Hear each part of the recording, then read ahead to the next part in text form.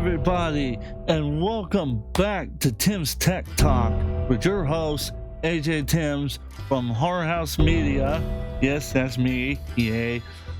Love this t-shirt. It's stupidly comfortable. But anyways, welcome back. And today's episode, we're going to be talking about tariffs once more and the Nintendo Switch 2. Oh my god. I know you guys have been sick and tired of it. You're like, come on, man, can we talk about something else? But like, the thing is, tech right now is being affected by the tariffs as we speak. So a lot of the tech news I'll be talking about and reading over is unfortunately going to be affected by it. So you can't really avoid it too much, unfortunately. But anyways, we can have some fun still. So let's go ahead. Let's talk about this news article I found a few hours ago, written by TrendForce. It is called News: Apple reportedly producing iPhone 16e in Brazil amidst the tariffs on certainty. That's what the phone looks like. It does. I've actually seen a couple in store. They look really sleek. So, and I actually got to play with it a little bit. It's actually kind of cool. I kind of want one, honestly. I still have the iPhone 11 Max Pro, but I kind of want one because they look really cool. So the article states, ooh, I almost lost my breath there for a second, but let's try that one again, shall we? It goes, as uncertainty over Trump's tariffs looms, the global tech firms are accelerating efforts to diversify their chain supplies. Apple reportedly is producing the iPhone 16e at Foxconn's factory in Brazil, as indicated by the packaging of a device purchased there, according to Mac Magazine. In addition, on the Brazilian Apple online store, the purchase page for the iPhone 16e shows a model number ending in BR/A, suggesting that the device was assembled in Brazil. By contrast, iPhones imported from other countries are labeled with BE/A. The Mac Magazine report adds on. As highlighted by 9to5Mac, although iPhones have been assembled in Brazil for some time now, since the iPhone 15 Pro, the company previously waited several months before beginning production of the latest models in Brazil, due to the iPhone 15 having severe battery issues, overheating, and batteries not functioning properly and whatnot. The company previously, we already talked about that, goes, now the production of the latest iPhones in Brazil appears to be starting much sooner. Apple reportedly is considering expanding its facilities in Brazil in partnership with Foxconn to avoid U.S. import tariffs on iPhones, according to 9to5Mac. 9to5Mac also notes that although the U.S. government has announced some exemptions to Trump's new tariffs, the Chinese products could still face tariffs of upwards of 245%. Oh my god, we need to pause there real quick. Ooh, the blood from my head just came rushing down and back in. Ooh, that is a price tag. Good luck profiting off of that. Good freaking luck on that one. As the exemption from the reciprocal tariff is not permanent. Oh, that's even worse. Well, meanwhile, as highlighted by Al Jazeera, I guess is how you pronounce the last name, products imported from Brazil are subject to a minimum of 10% tariff under most U.S. trade policies. Apple is actively diversifying its supply chain beyond China, and as part of its effort, Bloomberg notes that the company assembled $22 billion worth of iPhones in India in the last 12 months, ending in March, representing nearly 60% increase in production compared to the previous year. Excuse me. So those are the people if you want to look further into it. But I just want to go ahead and give my thoughts on that real quick. Two things. One, I'm glad to see that the iPhone is not being really made in the sweatshop factory in China, but now it's being made in sweatshop factories in India and fucking Brazil, so I ain't too far behind and being horrible. And the quality issues have been dealt with somewhat, so yeah, it ain't too bad. But the other thing is that fucking 245% import tariff tax. Just absolutely violating anybody that wants to make any kind of money with imported products from China. That is ridiculous. That is ridiculously stupid. That is illogical. So illogical. Just so illogical. These tariffs are just illogical at this point. Oh, I know I voted for the man and everything, but I didn't vote for tariffs. I voted for better taxation in general. And I was hoping it would be lowering the taxes here in the U.S., not adding on to the problem. So, wow. That's just being bamboozled over there. So, I don't wonder why people are screaming that iPhones are going to cost like $3,000 freaking dollars. Because at this rate, that's the kind of price tag you're looking at, unless something's done about that. So, my opinion on the article, great article, very educational. Whoever wrote it did a phenomenal job, and also fuck the tariffs.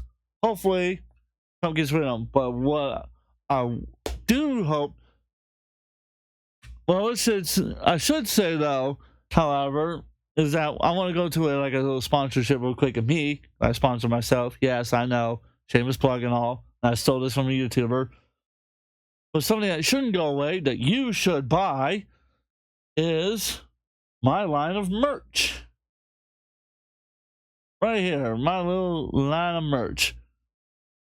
We got shorts, baby doll shorts, which by the way is the name of the character on my shirt. His name is Baby Doll. Yes, that's right. This is meant to be a disturbing character. We got Horror House Mia's women's t-shirt. They only come in white for some reason. We got a men's t-shirt for Timbs Tech Talk. Yes, that's right. Timbs Tech Talk t-shirt. So if you want one, get one. Then we got the classic Horror House Mia t-shirt, which I believe is a unisex t-shirt, if I'm not mistaken. So men or women. But if you want one specifically for women, you can get that one, or you can get this one in general. I also got my drumming hoodie. That's not, although I need to update the drumming hoodie. And don't forget the Epic or Trash the mug. Make sure you get one of those. Phenomenal stuff. I'm not sure about the mug, but I know the t-shirts are great. Like I'm wearing this t-shirt right now. Like this one right here. I am wearing it right now. Stupidly comfortable. It's supposed to be 100% cotton according to the tag on the back. I'm not taking my shirt off for obvious reasons, but oh my god, it's so comfortable. I love wearing it. I wear it almost all the time now. If I didn't have to wash it, I wouldn't, but because it's just that comfortable. Seriously, it really is that good. I'm not lying when I say it's good, because I was wondering about the quality when I originally bought it. Man, I was not disappointed. Streamlabs does a phenomenal job picking people that make the products. Make sure you get one of these, or get you a mug, or if you want to just donate to my channel, you can also either subscribe to the Patreon that gives you a special role in the Discord server, or you can tip me through my Streamlabs page. But in the meantime, let's get to the other end of this topic, which is all about the Nintendo Switch 2. This comes from my good buddy 8-Bit Eric, and yeah, this is the title kind of gives away what's gonna happen. But let's go ahead and watch this real quick. Huge Nintendo Switch 2 news has just dropped. Nintendo has officially announced that Switch 2 pre-orders will begin in the US and Canada on April 24th. That's right, we finally have a date, but there's a major catch, and I'm not just saying this for clickbait. There's a big old asterisk next to this news, and depending how you read into it, it's either a smart corporate hedge or a red flag. Oh, that's that worries me a little bit. That worries me a lot, actually, because that means, oh man, oh,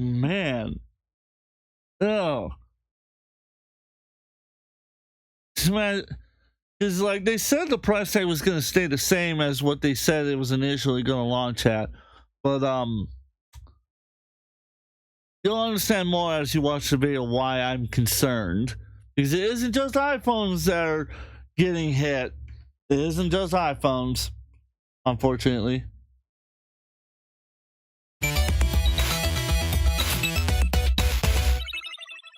Let's start with the price. Nintendo confirmed that the Switch 2 base model will launch at $449.99, and the bundle version that will be packaged with Mario Kart World will still be $499.99. Meanwhile, Mario Kart World physically will still be $80, and Donkey Kong Bonanza will be $70. So all the pricing remains unchanged for now. But here's the kicker, right? They specifically say at launch. These console prices will be this at launch. That's the wording they used. So what does that mean? It means that the door is left open for price hikes down the line.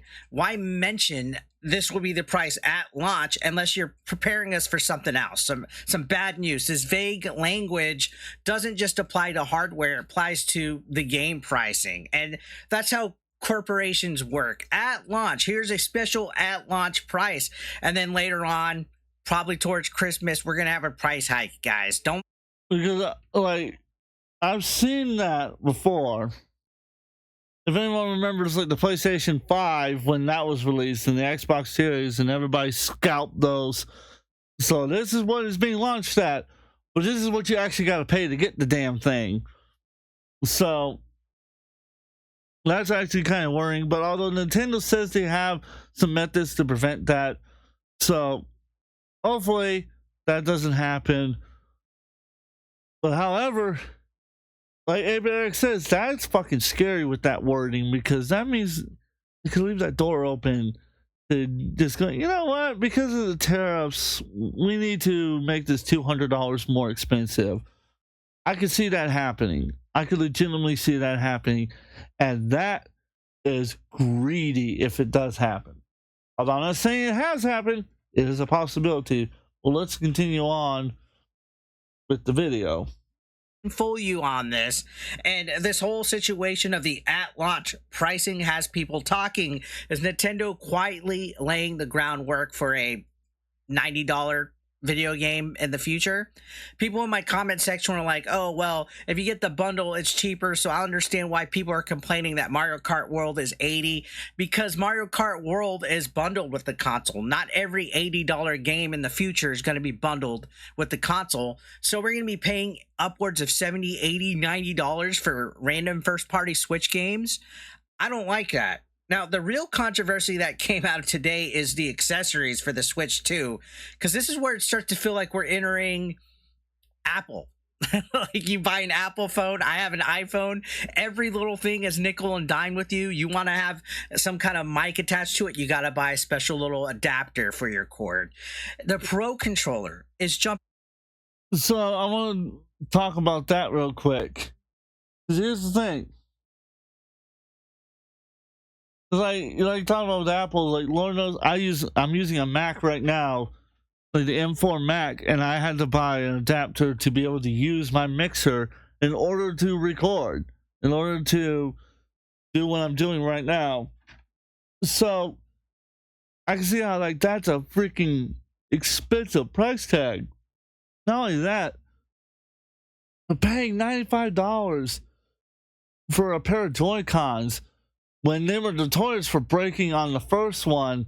really makes me kind of worried. And the Pro controller is like over $80 for just a controller. Just a controller. That's horrific. I can remember when looking at like an Xbox controller, like a new one was like 50 plus bucks, and I went, fuck, how does anyone afford that? PlayStation 4 1 2.5 behind on that one, and I was like, what the fuck, man? How are we supposed to afford this? That worries me. And then on top of all that, now the price tag is getting even worse. Because, like, again, $80-$90 a game? Because it's not like a bundle, like, say, if you buy Mario Kart 8, you also get Borderlands 4 for $95. It'd be like, okay, that's reasonable.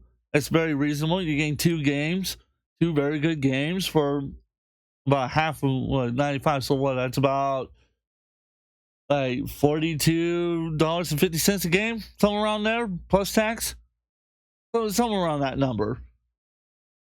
More like $47.50. I think actually would be the closer number to that. But that's besides the point.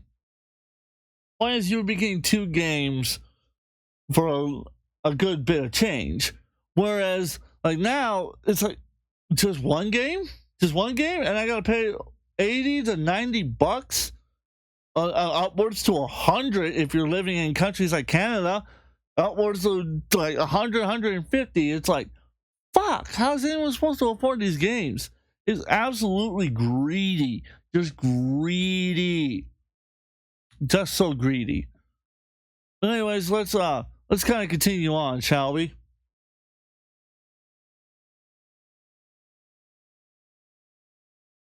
Been priced to $85 for a controller, guys. $85. Cons $95. $95 with taxes. That's over $100 for a controller set. Let that sink in. To me, this is starting to get a little bit out of my price range here, especially for Joy-Cons. Joy-Cons broke left and right for me with the Switch OG. I went through so many pairs like nothing. I'm not going to drop $100 each time I have to get a new Joy-Con pair. That's out of the question, right? The charging grip, just for the grip that you put the Joy-Cons in, it's $40. The Joy-Con straps are $14.99. The steering wheel set is $24.99. It doesn't even actually, you just put the Joy-Cons in it. It's a piece of plastic that you could 3D print. Want the wow dock? That's $120 by itself. The cherry on top, fuck. This all-in-one carrying case is an eye-watering $85. Yeah, for a case that you put all this stuff in. That better come with Wi-Fi, better come with a foot massage, better have a sexy girl come out and call me senpai every time I look at her. Nintendo made a statement claiming that the accessory price changes are due to market conditions. Again, some more buzzwords, some more lingo. So basically blaming tariffs in that sense. Well, it sounds like they're blaming tariffs as the reason why, like, $85 for a case, $120 just for the dock alone. Who needs the steering wheel? Is it that hard to turn a stick? Really? That you need the steering wheel? Is it really that hard? Oh my lord. Just, oh my god. It's just so expensive. Everything's just so expensive. That's the problem with this, is that that's why I feel like Nintendo's missing the mark in that it's not ignorant like people like Cult Classic Cage are saying. They're not ignorant. They're clearly not stupid. They're just being extremely greedy, in my opinion. It's just extreme greed that's happening here. But let's hear a little bit more from Eric, shall we? I think that even leaves the door open for more price changes later on in the future across the board.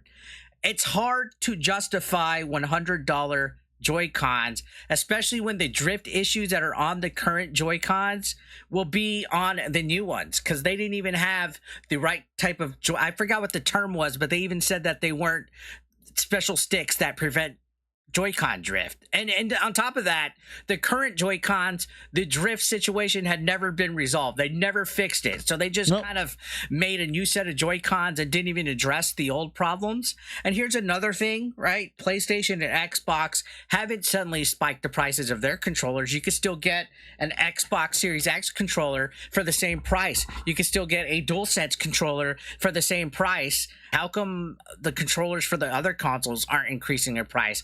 Why is Nintendo the only one hiking up prices for their new console? What's the excuse here? These items are already probably produced and they're sitting in a warehouse ready to ship, so it's not like they have to manufacture them. It almost seems like they know that since we're going to buy the Switch 2, that they could nickel and dime us. That they literally know that we're going to open our wallets to them, spread our cheeks, and let them go to town. At the end of the day, it feels like Nintendo is taking one step forward with exciting hardware and two steps back with this aggressive pricing. It's ridiculous. Yeah, I'm still going to get the system, but the accessories, I'm probably just going to get the Pro Controller and that's it. Maybe the camera eventually.